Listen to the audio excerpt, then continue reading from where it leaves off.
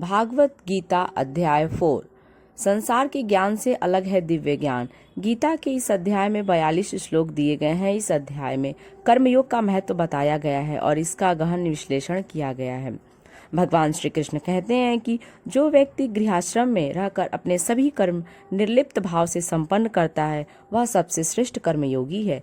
गृहस्थ आश्रम सभी आश्रमों में श्रेष्ठ आश्रम है, क्योंकि इसी से सभी अन्य आश्रम ब्रह्मचर्य, वानप्रस्थ व संन्यास आश्रम बनते, फलते और फलीभूत होते हैं। क्योंकि गृहस्थ आश्रम ही वह आश्रम है जो हमें ब्रह्मचर्य, वानप्रस्थ और संन्यास आश्रम वर्ण करने के योग्य बनाता है। अंततः हम गृहस्थ आश्रम के माध्यम से ही उत्पन्न होते हैं। विद्यार्थी जो एक तरह से अभी ब्रह्मचर्य आश्रम का पालन कर रहे हैं, इस अध्याय में मौजूद कर्मयोग की शिक्षा को जीवन में उतारकर सामाजिक और राष्ट्र जीवन के लिए उपयोगी हो सकते हैं। इस अध्याय में भगवान श्री कृष्ण रणभूमि में अर्जुन को दिव्य ज्ञान का उपदेश देते हुए कहते हैं कि दिव्य ज्ञान का उपदेश मैंने सूर्य को दिया था। विश्वान सूर्य ने यही ज्ञान अपने पुत्र मनु को दिया था। मनु ने अपने पुत्र इक्ष्वाकु को दिया। अधिक समय बीत जाने के कारण वह लुप्त प्राय हो गया। वही दिव्य ज्ञान आज मैं तुम्हें दे रहा हूँ। हे अर्जुन, तुम मेरे मित्र और भक्त हो। निर्मल मन वालों को अतः दिव्य ज्ञान पाने योग्य हो। अर्जुन अभी तक कृष्ण को समझदार सखा ही मान रहे थे, अतः आश्चर्य से कहा, हे कृष्ण, आप तो इस युग में हैं, सूर्य तो कल्पों पूर्व से हैं, फिर सूर्य को आपने यह ज्ञान कैसे दिया?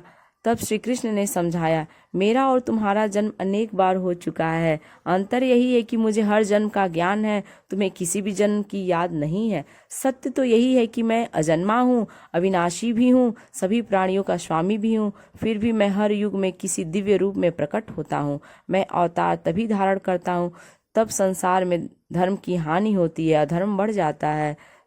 तब सज्जनों की सुरक्षा करने के लिए, पापों के विनाश के लिए तथा पुनः धर्म की स्थापना के लिए मैं अवतार लेता हूँ। हे अर्जुन, मेरा अवतार लेना दिव्य है। जो मेरे दिव्य स्वरूप को समझ जाता है वह जन्म मरण के चक्र से मुक्त हो जाता है। सत्य, रज और तम तीनों गुणों से युक्त यह सृष्टि मेरे द्वारा ही बनाई गई है।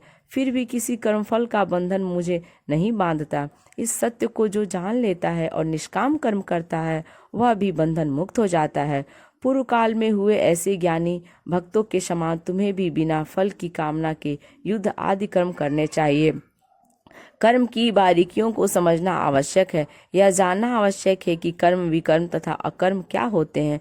जो व्यक्ति सभी कर्म इंद्रियों की तृप्ति के लिए नहीं करता वही ज्ञानी है, वही विद्वान है। ज्ञान की अग्नि से वह अपने कर्म फल को भस्म कर देता है। ऐसा ज्ञानी सारे स्वामित्व को त्याग देता है, केवल शरीर निर्वाह के लिए आवश्यक कर्म करता है। वह पाप से प्रभावित नहीं होता। जो व्यक्ति अपने आप हुए लाभ से संतुष्ट रहता है, द्वेष तथा ईर्ष्या नहीं करता, सफलता तथा असफलता में समान भाव से स्थिर रहता है, वह कभी कर्म के बंधन में नहीं बांधा जाता। जो व्यक्ति इस ज्ञान को समझ लेता है कि सृष्टि की प्रक्रिया भी एक यज्ञ है, इस यज्ञ में अर्पण की जाने वाली जो भी सामग्री भी ईश्वर है, यज्ञकर्ता भी ईश्वर है, यज्ञ का प्रसाद भी ईश्वर है, यज्ञ की अग्नि भी ईश्वर ही है, इस यज्ञ कर्म का फल भी ईश्वर ही है। ईश्वर के अतिरिक्त कुछ अन्य नहीं है। वह कोई भी कर्म करे, इस भाव से वह दिव्य हो जाता है तथा वह कर्म बंधन से परे हो जाता है। प्रिय पार्थ, जो व्यक्ति अपने इंद्रियों को वश में कर लेता है उसे सब साधन सहज ही प्राप्त हो जाते हैं। कुछ भी जानने, समझने या सीखने के लिए व्यक्ति के मन में श्रद्धा होनी आवश्यक है, तभी वह गुरु के वचनों पर विश्वास करेगा। श्रद्धावान को ही ज्ञान प्राप्त होता है, श्रद्धा रहित को तो गुरु ज्ञान ही नहीं दे पाता। विश्वास न करने वाला मानव तो भटकता ही रहता है, उसे कहीं सुख नहीं मिलता।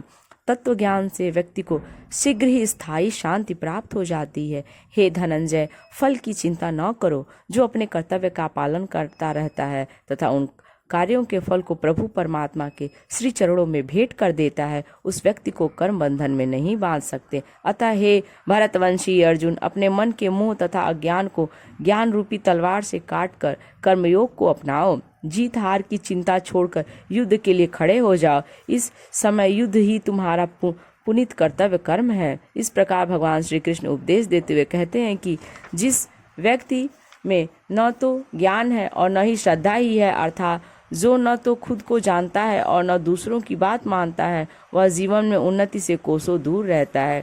यदि वीडियो अच्छी लगे तो लाइक करें और यदि मेरे चैनल पर नए हैं तो इसे सब्सक्राइब करें।